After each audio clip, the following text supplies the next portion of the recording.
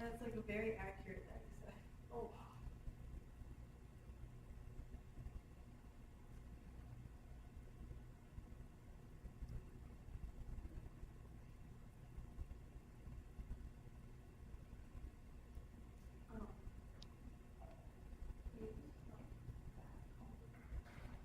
Mm-hmm. I'm measuring, I'm like, okay, what am I not it is. You don't have to plan in front of you. Yeah. This is 22 foot 10.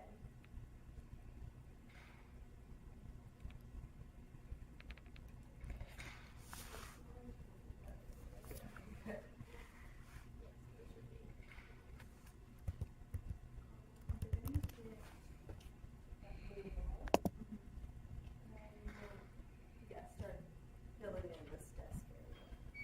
Are we good here now?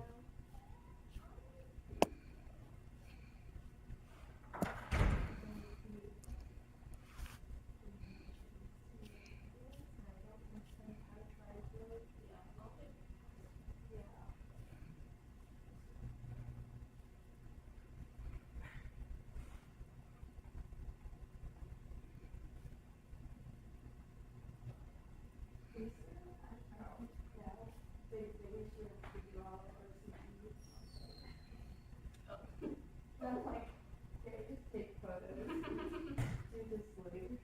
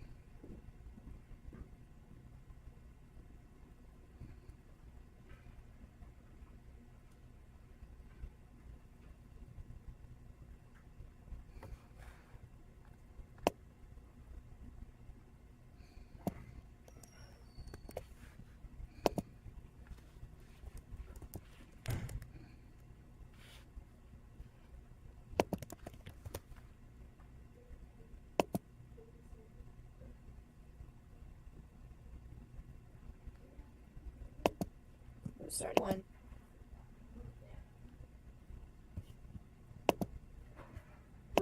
Right, Daddy, I'm gonna need you to be doing something with her.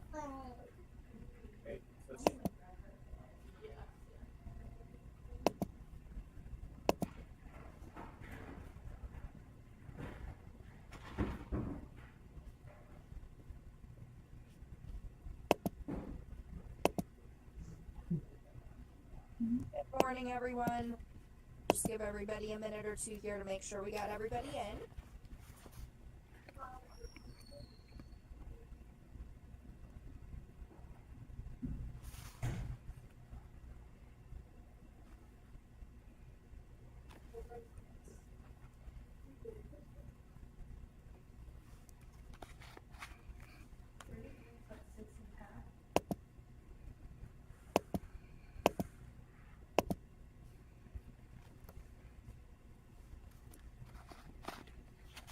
Right, as you all are coming in, I'm going to post the links to our various items in the chat for everybody.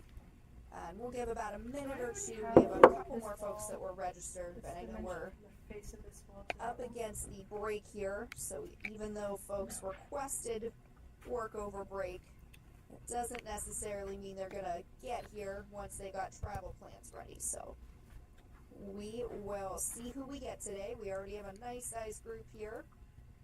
I'll get those links up for everybody so you're able to start taking a look at those documents. And from the face of the blue wall, see that one? The main one you'll see here will be the box link, and that will have all of the resources, including examples in there for you.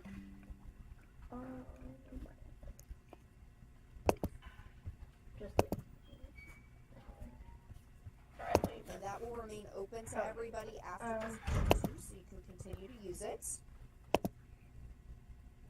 I'm going to move myself here slightly so that there's not a beam of sunshine across my face. One moment, everybody. Let me just adjust here. If you stand here. There we go. Forward. Much better.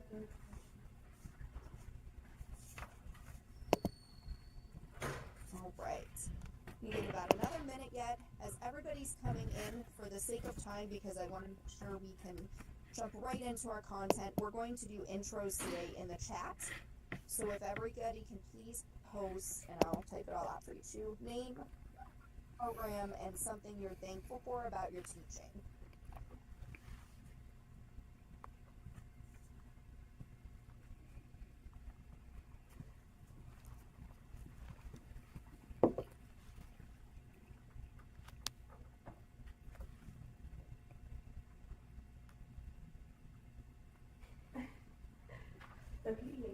All right, and everyone that I just admitted into the room there, there's the box link for all of the resources for today's material, and that will remain open for you after the session is over too, so you can continue to use those at any point in time. And then we are also doing intros in the chat, so your name, program, and something you're thankful for about your teaching.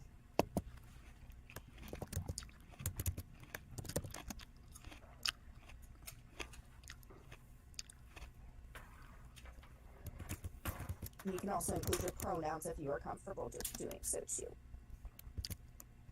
And please feel free, if you would like to change your title to include your pronouns, you are certainly welcome to also.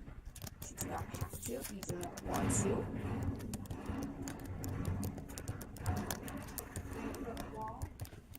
A couple coming in here. Lots of familiar faces today.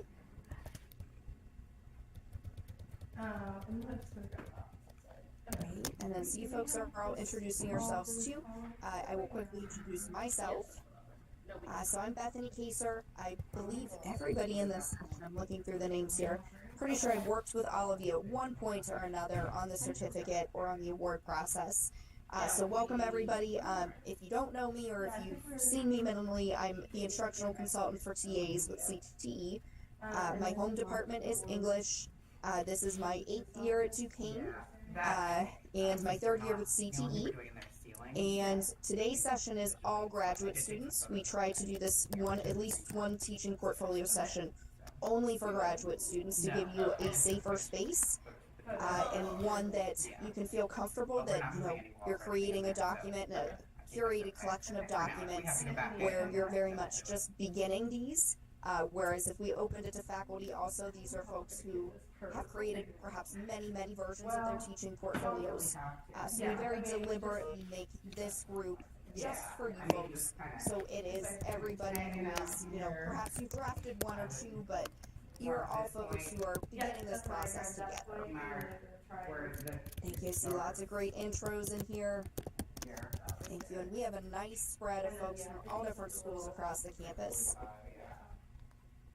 Fantastic. I'm going to go ahead and post the box link one more time, because I think I had one more person that I just admitted pretty recently that might not have seen it in the chat yet.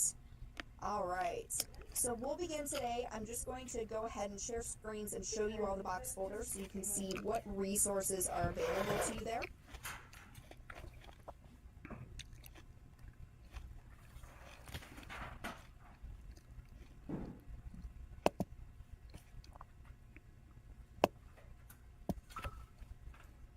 Okay, so you have full access to everything in here. You are able to download all of these documents. The only ones you cannot download are the samples from other folks. So you'll have the brainstorm blank copy and the sample, and we'll talk more about those in a little bit here. The guide is the document that we're working out of today. So I do recommend going ahead, opening that up, opening it in Word or downloading it so that you're able to directly fill in it. If you would prefer, if you have a notebook on hand, or if you just want to use Word without the guide, you're certainly welcome to do that also. But everything, there is space for you to go ahead and fill it in if that's what you'd prefer to do. These samples are all taken from folks who have won our teaching award for teaching excellence for TAs. And we have in here a variety of items for each of those items that we require in the award. That's not to say that every teaching portfolio that you ever curate and put together will have these particular items, but this is what Aaron and I and CTE require of the award process. So there are samples of all of those. You'll also notice in here are full sample award portfolios, so you can see what the entire document put together might look like. And then there's also the cover sheet that goes over each of these, so if you're trying to identify ones that are from your particular program, you certainly have that option. You can take a look. I will say to our folks who are here from the School of Education today, we just recently, as of last year's award process, were able to offer the award to students in the School of Ed also. So at the moment, there are not samples from the School of Ed, but that's something that will be coming in the next month or two. So we will have more of those samples available for you folks also. But that's not to say certainly all these other samples here are extremely useful for you. And certainly the ones from McAnally College are especially useful in particular. Okay, so we're going to go ahead and hop over to the guide and start with our first section of content here. And thank you to those of you who are wrapping up putting your intros in there for me.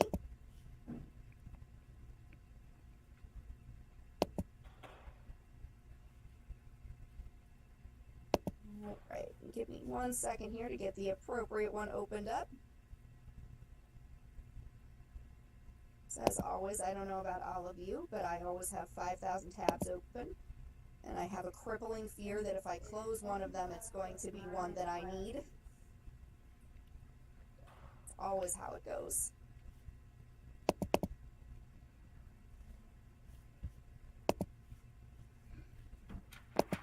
Okay, fantastic.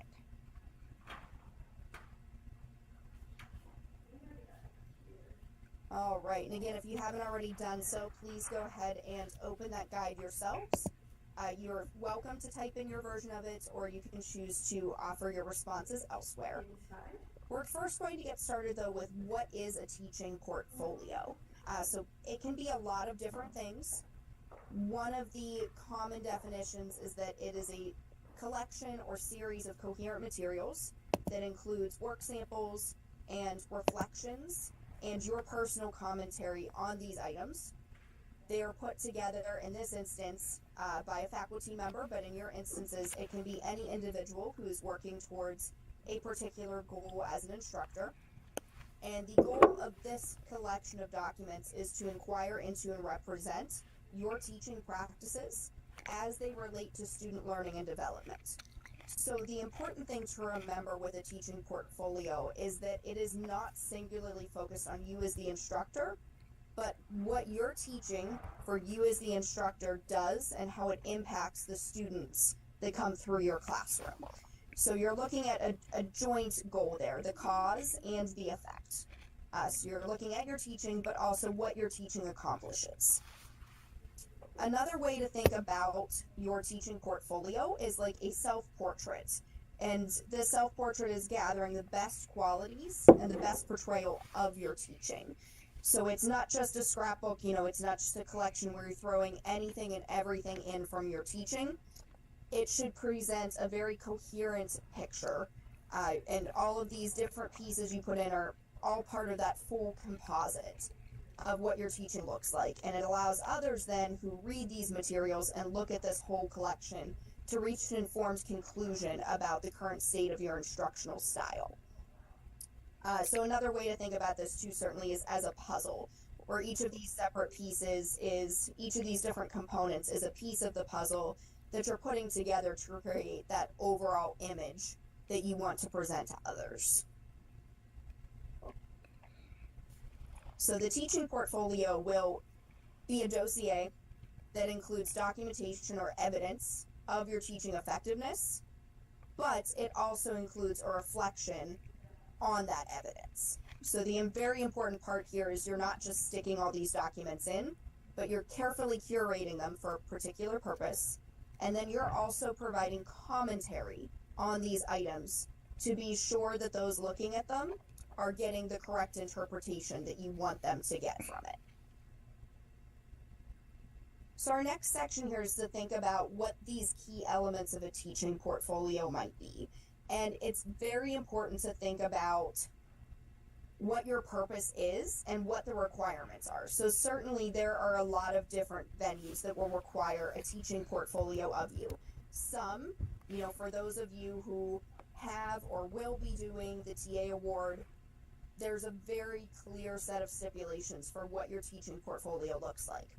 For other folks, if you're on the job market and putting together a teaching portfolio, different institutions might require certain things, but leave other parts up to your interpretation. Yet other institutions, I've had a couple where they've just simply said, send us your teaching portfolio, and there's literally no other guideline there whatsoever.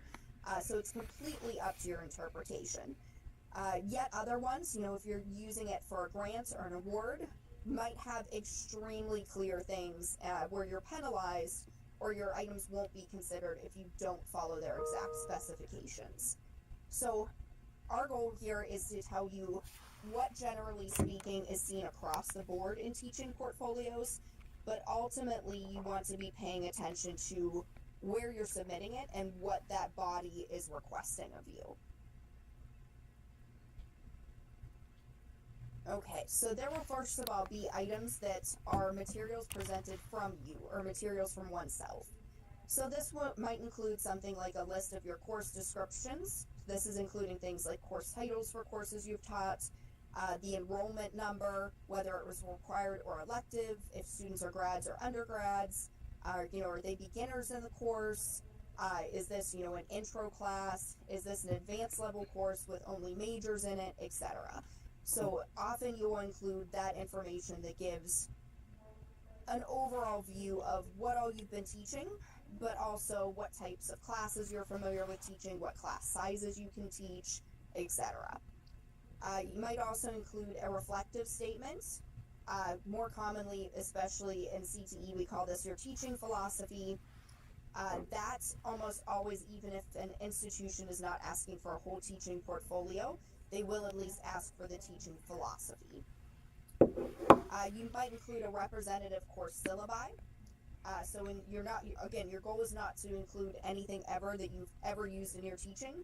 So what you would want to do instead is choose one syllabus that is representative overall of all of your teaching.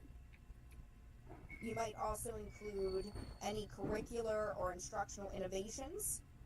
So this might be a sample instructional material, or it might be a reflection on your instructional materials where you outline particularly innovative or creative assignments, projects, materials, etc., or assessment types that particularly show your effectiveness in helping students learn and achieve their goals in the class. You'll also include things like your steps taken to evaluate and improve your teaching. So this is commonly the place where, in the case of Duquesne, you would include your student evaluation surveys, or if you've just started recently teaching, your spot surveys. This might be for those of you who are in School of Sciences, where you include, if you gave like a midterm evaluation asking students for their feedback, or end of semester. So this might be both formal and informal feedback that you're receiving from students on your teaching effectiveness. You'll also include materials that are submitted by others. So this might be statements from colleagues or letters of recommendation. This might be observations from both faculty members and peers. And these are all particularly from folks who have seen you teach and who are able to directly report on what they've seen, discussions you've had about that teaching, people who can comment on your qualities as an instructor, etc. So generally speaking, the more someone has seen you teach, the better candidate they are for submitting a document like this. Okay, and this is another location then, so you're discussing that feedback in those materials that you're putting in, but the feedback itself, so the raw data, or those actual surveys, are things that you can also include in those materials submitted by others. This is also a place where you can include any teaching awards or any other recognition of your teaching abilities. So in the case of, for those of you who are doing the award process, this is a place where you might include things like your professional interactions about teaching. So this is certainly the place where you would enter that data there. For other institutions where they allow you to do an appendix of materials, you might include a copy of the certificate you receive. Certainly that's a place where for all of you, and I think it's pretty much all of you who are in this session today, if you're doing the certificate of university teaching, that's a place where you can make a copy or scan in your actual certificate and include that in there. You might also certainly include if you presented at any conferences where you've discussed teaching, even especially if it's a conference that's in your content area but you've tied in your teaching abilities or teaching processes, you can certainly include that here too. And then kind of tied into those items that are both submitted by you and submitted by others, you might also want to directly think about products that directly show your good teaching. So this might be showing evidence of where a student started on an assignment, how you provided scaffolding and feedback, and the end product that they were able to come to because of your instruction. So this might be samples of graded essays that include your comments or a rubric explaining why they were graded the way they were. This might include if you have students who have been published or students who had a conference presentation on materials that they worked on in your class. That's certainly something that can be submitted. You might have statements from alums on the quality of the instruction. That's something more at the current stage that you're all at. That's going to be something a little less likely. But you can certainly have items from students that are testimonials to your teaching. Just might not be at the status yet of being alums. You also might have samples of student work, their papers, their reports, and you might especially consider including various drafts with your feedback to show how they continue to progress and how you scaffolded their learning. And then finally, some of those other items that might be included, you might be able to include a videotape or a recording of your teaching a typical class. This is something that is more required when you're on the job market, and it's something that's often requested if you make it to the second or third round and beyond. So it's not something that's typically asked for outright, and it's often not something that's requested especially for any awards or grants, but it is something often requested later in the hiring period. The preferred method, of course, if you are asked to get that far, is for you to actually come in and teach a class or a mock class at the institution. But in the case that that's not possible for travel reasons, they'll often ask for that recording. So it is a good resource to have on hand. And certainly in these cases of teaching via Zoom, it's a lot easier for you all to have a recording available. But that is something that might be considered. You might also include any participation in off-campus activities that are related to teaching. Again, in our award that we offer through the provost, that is your professional interactions about teaching and learning. That's the place where you can enter that kind of data. You might have a statement from the department chair or your direct supervisor that assesses your teaching contributions to the department. So this often, depending what the purpose is, if it's for an award process or a grant, this might be a letter of nomination. And then finally, you might also have a description of your use of instructional technology to promote learning. So something that's gaining a lot of traction right now, and all the members of CTE and myself just recently attended our POD Professional Development Conference, and one of the big things that's really being emphasized is including a statement of your approach and your thoughts on AI in the classroom.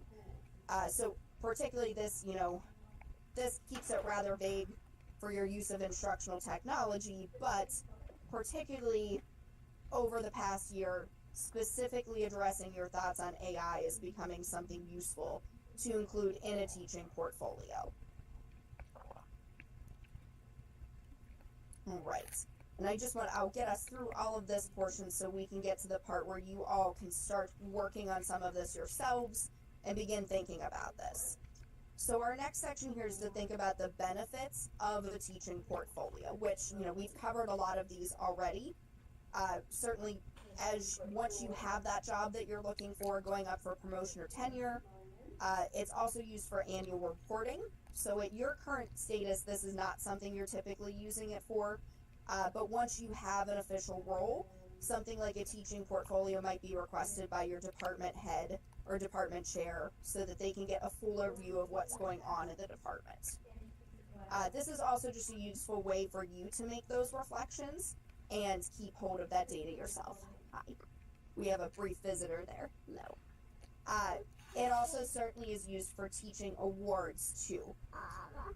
Once you again are in those roles, if you are trying to request a raise, certainly, or making sure that you're making market value, so any of those kind of salary decisions, your teaching portfolio is used for those.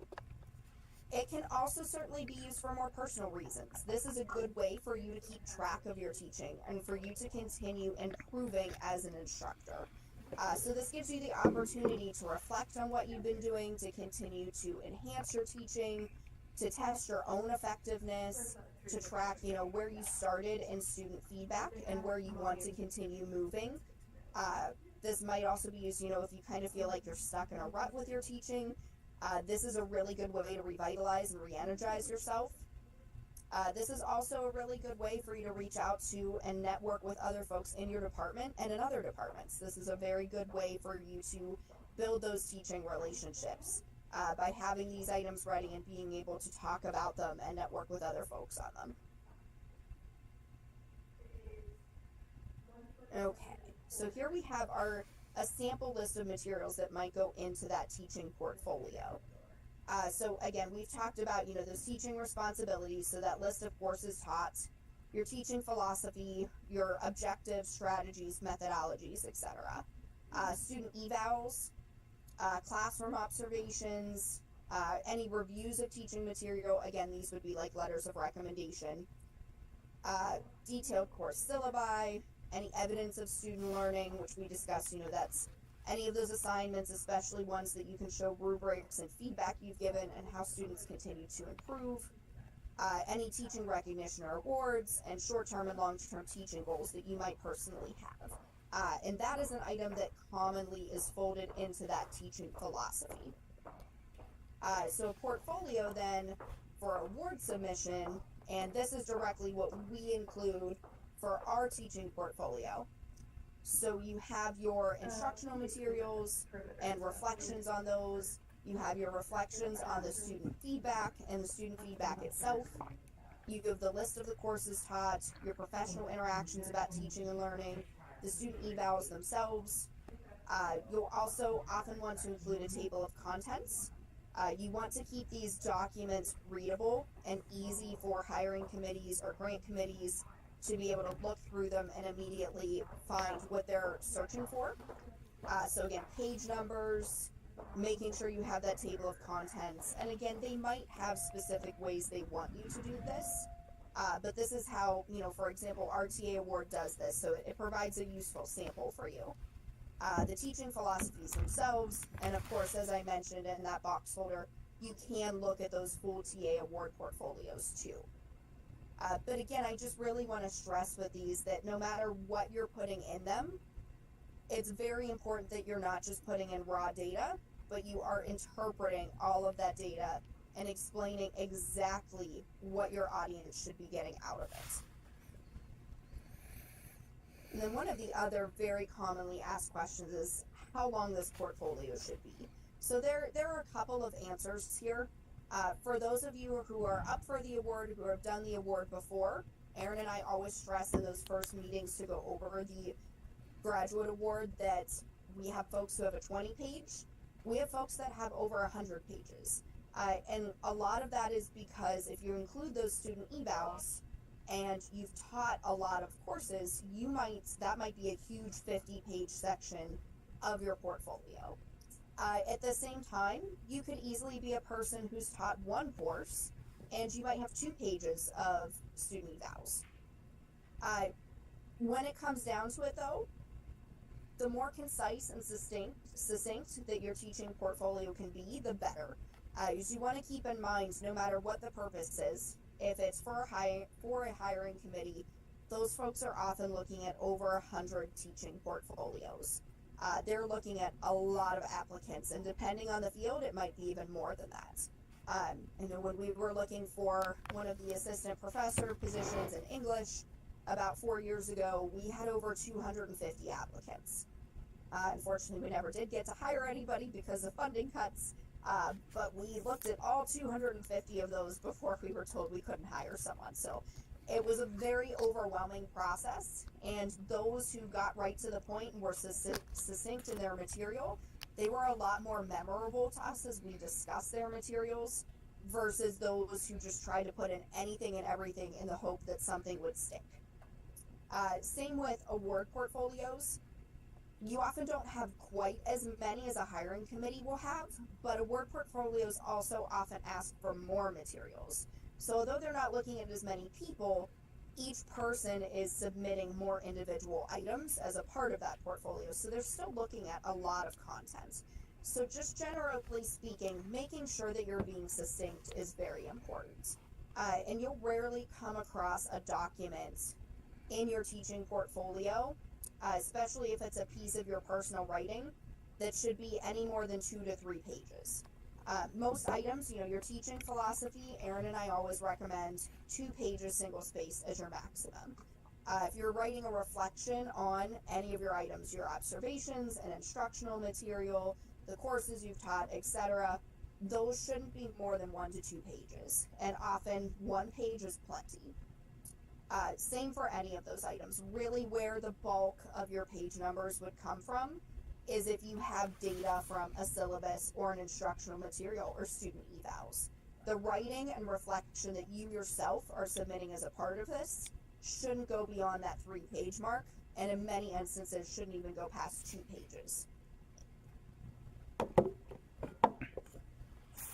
Okay, so now I want to go ahead and now that we have all of that functionality shortly, the goal now is how do you get started? Because this is an overwhelming thing to begin working on. So what we have found from the research that we did in putting together these sessions is a 5-step process to beginning this. So your first goal is the project itself, which is thinking about what characteristics or traits of your teaching that you want to project or feature.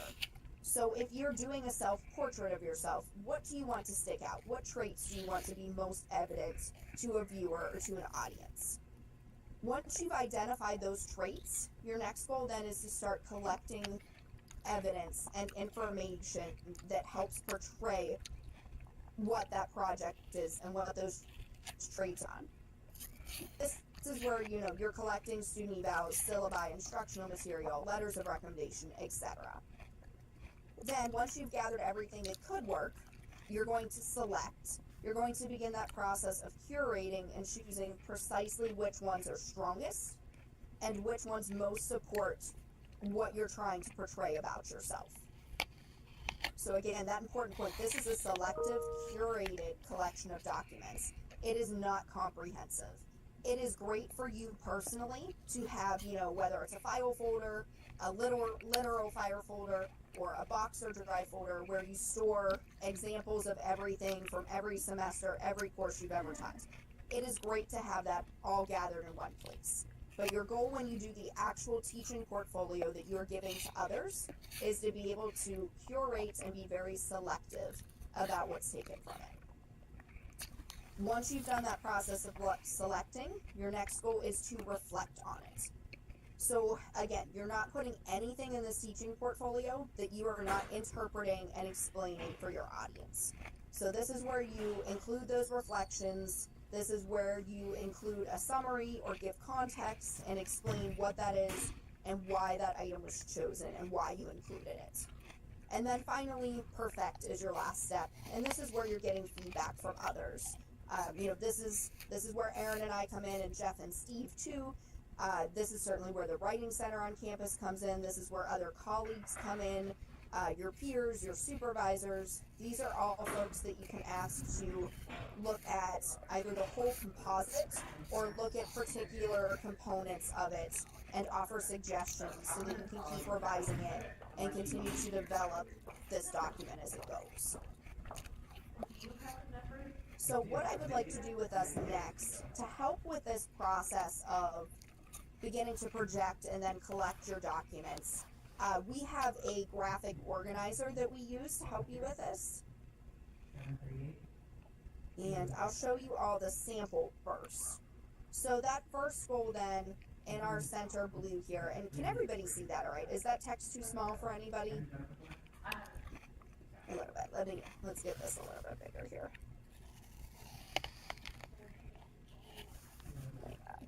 You know what, my video's also frozen. Let's fix that too.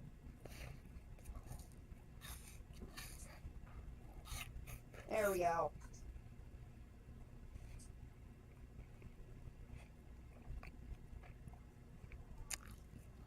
One second here. Zoom screen is stuck where my zoom in button is. I've just got zoom everywhere for many purposes.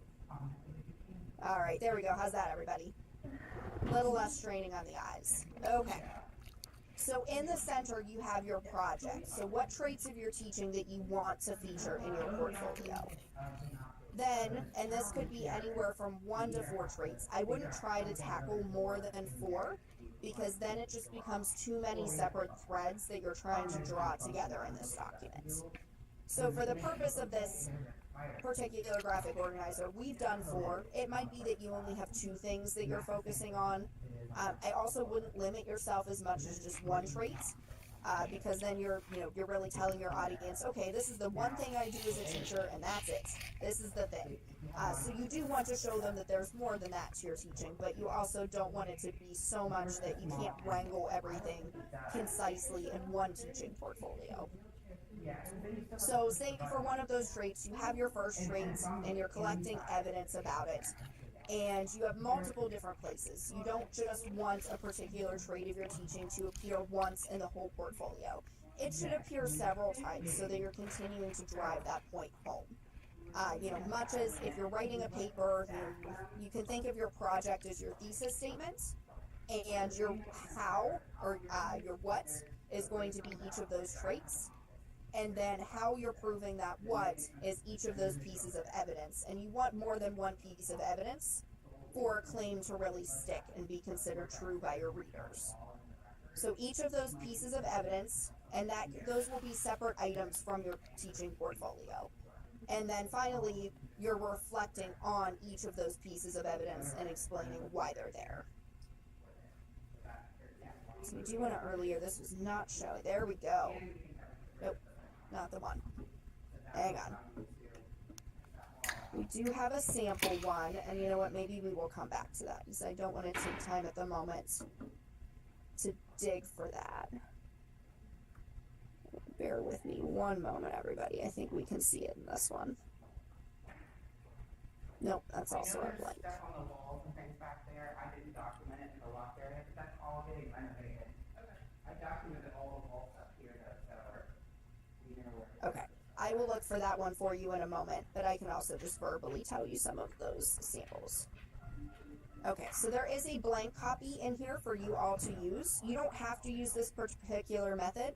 A lot of folks that Erin and I work with find it more helpful to simply write an outline, but for some folks, being able to see how all of this connects in one document is really useful for them.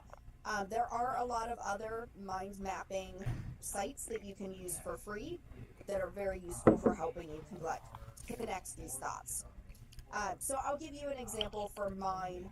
I really focus in my personal teaching portfolio on empathy. So that was one of my traits, was empathy with my students. Transferability to real world application was one of my other traits. And then my third trait was being able to be personable and connect with students. So those might be 3 of the things I'm filling in here. So let's go with the transferability to to real world application. That is something that appears in my teaching philosophy. So that's my one piece of evidence. It's also something that appeared in the instructional item I used. So it was a writing assignment, and it emphasized where they could transfer those particular writing skills. So that was my second location. And then one of my letters of recommendation from a faculty member also emphasize that. So that was my third piece of evidence. So it continued to drive home that point that I focus on transferability of skills to outside the classroom, and all three of those documents emphasize that. And then in my role in putting together these documents in the teaching portfolio is to then reflect on each of those things. So in my teaching philosophy, I'm mentioning that's one of my core beliefs, and then I'm taking the time to offer a concrete example and explain in more detail why that is important to my teaching. And certainly then in that letter of recommendation, there might be space in something like a cover letter or a personal statement where you can reference that is specifically brought up in your letter of recommendation, and that's important to your teaching because this is an important trait for you. In that instructional material, I then had a reflection on that instructional material where, again, I really drove home where that transferability of skills to outside of the classroom appears in that reflection. And you would then do a similar thing for each one of those traits to create a coherent document altogether.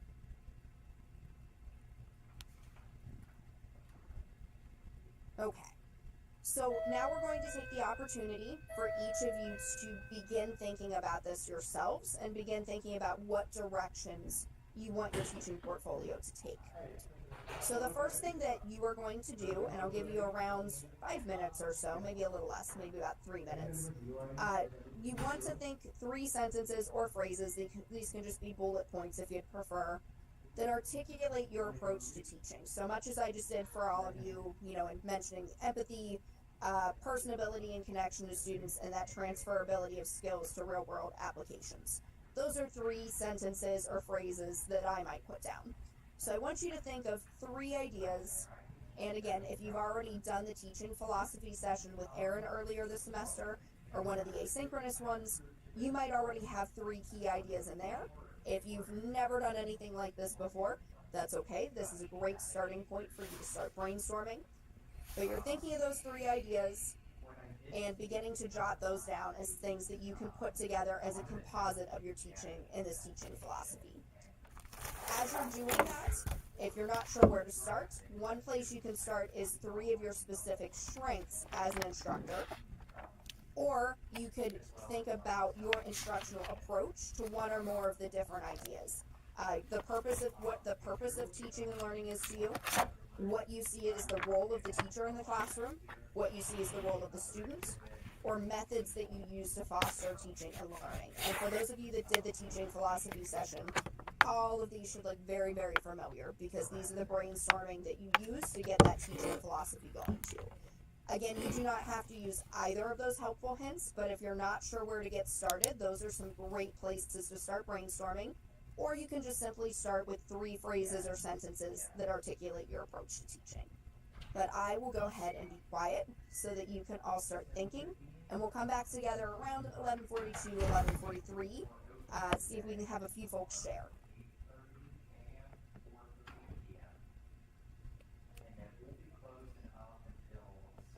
And please feel free to turn off your cameras too if you would like while you're working on this so you don't feel like you're being watched the whole time.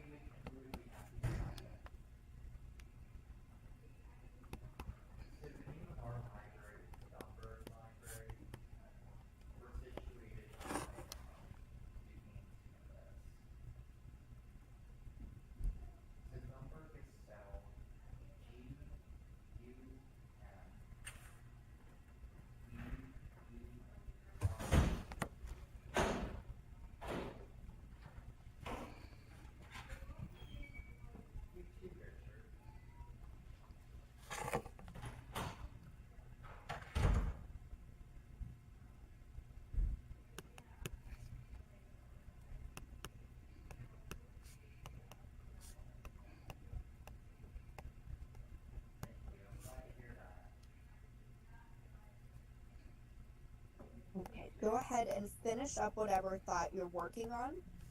While you're doing that, I will just mention real quick, Brenda submitted a great question. She had asked, for the list of courses taught, do you only include ones that you've taught while at Duquesne? So very much my full answer is there if you want to read it in detail, but I'll sum it up quickly. For example, with the TA award that Duquesne offers, we are interested singularly in evaluating your teaching at Duquesne. So in that instance, we specify we only want course descriptions of what you've done at Duquesne. Now, if you're going up for a position at any different institution, what they usually want are all courses that you've taught in higher ed. So it will be from any institution. Now, let's say in the case of, like, for both Aaron and I, we both taught K-12 before we began grad school and PhD programs and got to the current point we're at.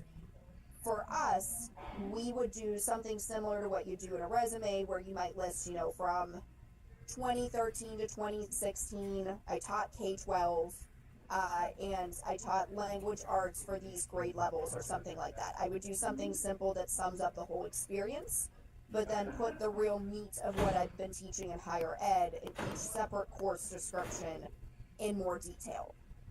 But I'll also say there is the caveat, if you are at the point where you don't have a lot of teaching experience yet, which is completely okay, it is absolutely fine to include those previous teaching experiences, even if they are not higher ed. So for example, in my case, when I first started the PhD program at Duquesne, in my application process, they wanted to know what previous teaching I had.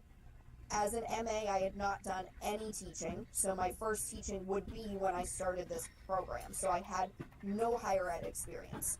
So in that instance, it worked for me to include that K-12 teaching, even though it wasn't higher ed. It did show that I had experience in giving students feedback and lesson planning and, going through content and interpreting content for students, etc. So it's all going to ultimately depend on the situation and what your level of experience is. And I think I got all the questions that were on there so far. Yes, okay. Yes, by all means, if anybody has any other questions, go ahead and raise your hand, or you can put it in the chat. And when you folks are all working on one of the questions, I will gladly go back through and make sure those get answered. All right, let's see if we can get maybe 2 or 3 folks to share what one of their different strengths were, or one of their responses to helpful hint number 2, or one of the phrases that you use to articulate your approach to teaching. I'll just remind you all, this session is not being recorded, so this is a safe space. No fear, that's why we don't record this session, to encourage you all to open up and, certainly this, I will not lie, I've done sessions where I've had people say to me, I have no strengths, and this just becomes the space where I reaffirm you do have strengths, you just haven't figured out what they are yet, and that's okay. So this is the space to do whatever that kind of work is for you. And Savi, you're at the top of my screen at the moment, I can see your hand, so we'll start with you. So, what I thought was a strength, but I've been evaluated as it's kind of, I'm too slow, is my scaffolding in lecture. I try to start really, really, really simple because I teach communication, and not everybody knows communication or theory or anything like that. But apparently I'm too slow in my scaffolding to the point it at least bores the people that are evaluating me, which makes sense because they've heard, they know conflict theory in right, out, and left, and up and down.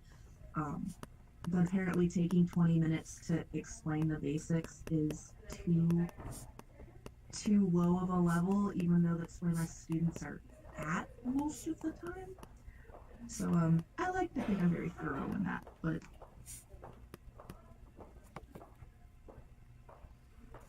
that is a fantastic example. Thank you, Sabi. So this is one of those things that it's going to appear in multiple places in your portfolio, and I agree that is a strength.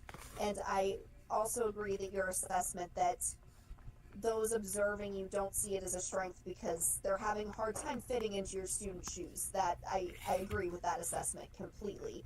And that's one of those places where including that interpretation throughout your portfolio is really important. And this is also a very timely place for me to mention that your portfolio is not going to be this rosy, I've done everything great forever, always portrayal of yourself in your teaching.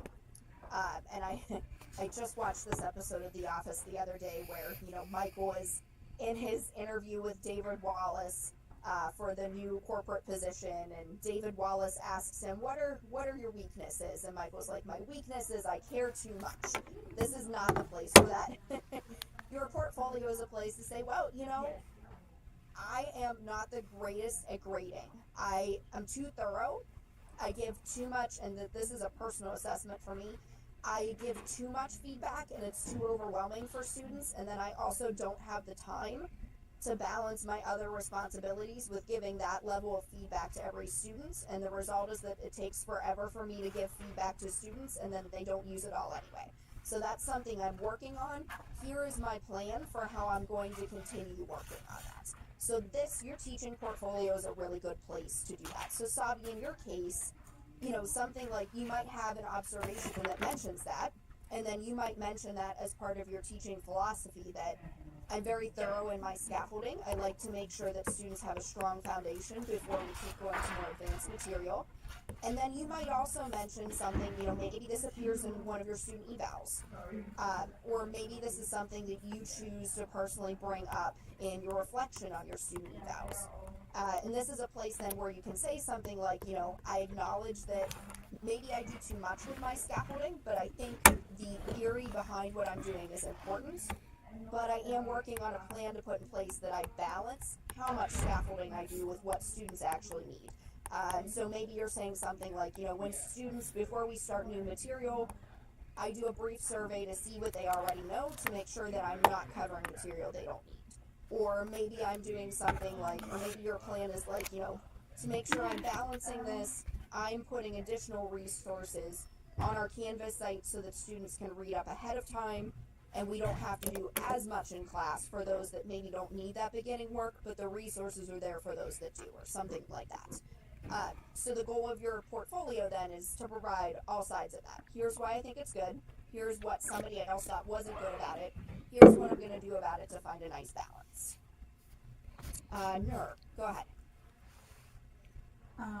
Mine was technology integration approach. I integrate interactive tools and online resources to make learning more dynamic. I strive to balance between traditional and teaching methods and innovative technological tools. Fantastic. Thank you so much. And there are so many places that you can include that throughout your portfolio. So many. That's definitely something that you want to appear in your teaching philosophy. And that's a strong place for that to appear in an instructional material. And ideally, that's something that, your students are mentioning in your surveys too, and mentioning your innovative teaching. And most likely that's something too that your either nominators or letters of recommendation are also mentioning. Wonderful, thank you. And for the essence of time, I am going to keep us rolling to our next exercise here. But if anybody else has other ones that they want to share, please feel free to use the chat too. All right, so I want to draw us to our next section here, where you're going to consider one of your teaching materials.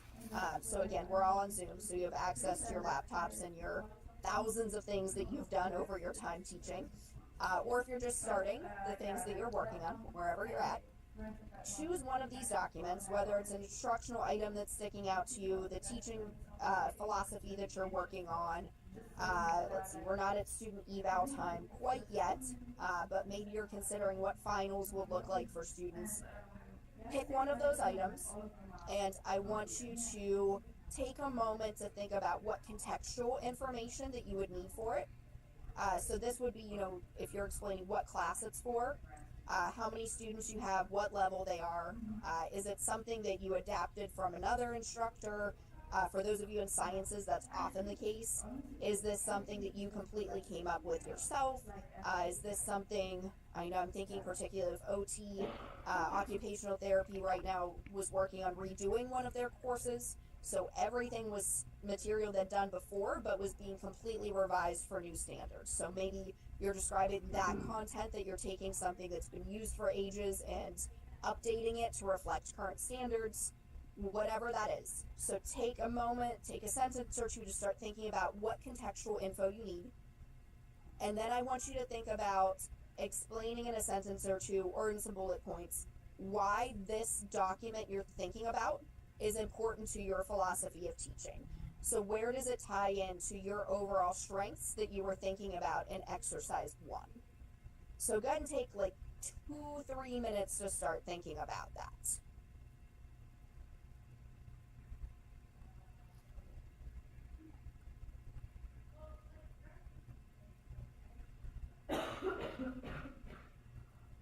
And again, feel free to turn off your video if you would like. And if you want to continue on to step 3, which is the reflection itself too, you are welcome to. For essence of time, I just want to make sure we at least do steps 1 and 2, but you can continue to 3 if you would like.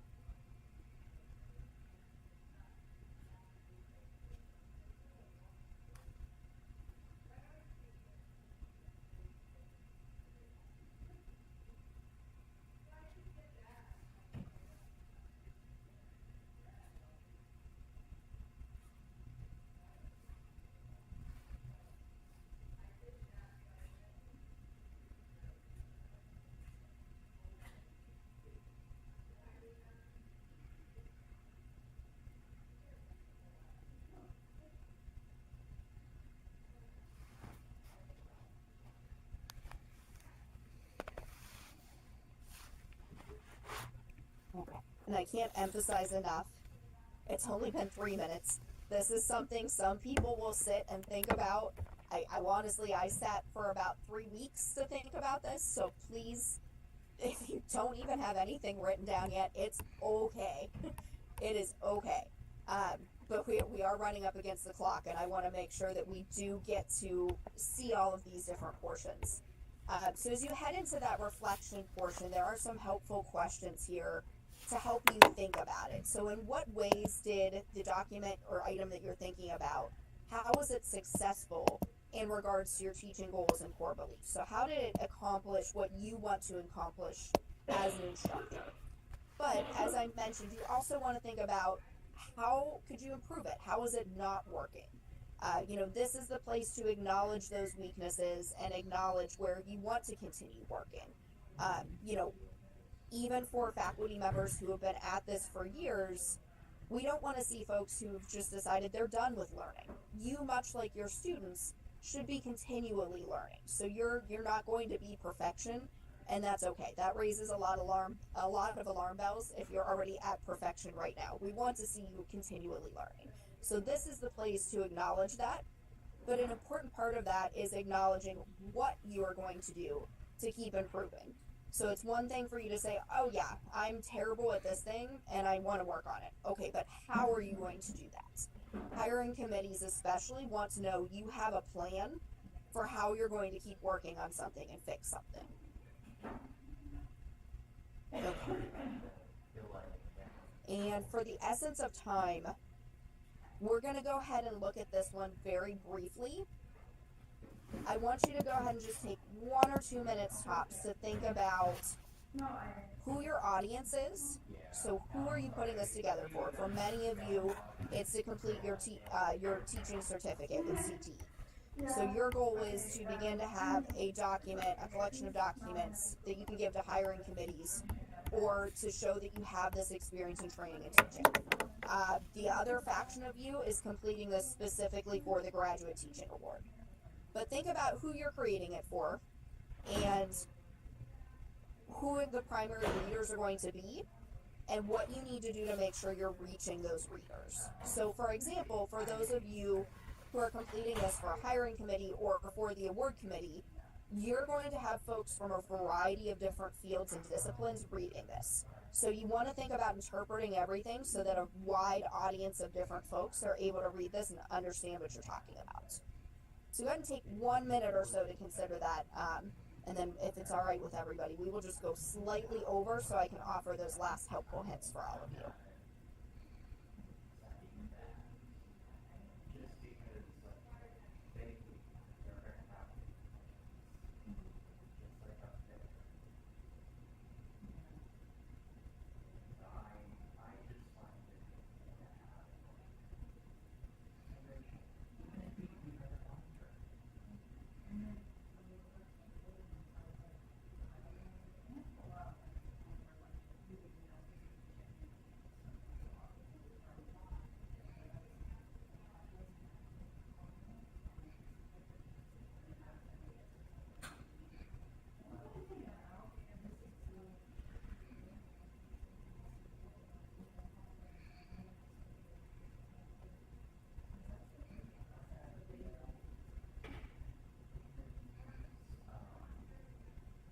Okay. To wrap us up, I just want to think about most of these we've already mentioned. But again, I just want to really emphasize nothing should be going in as raw data in here. So even when you're including those student evals, you're making sure to interpret them. You're not just pulling all of your SES or spot surveys and dumping them all in here.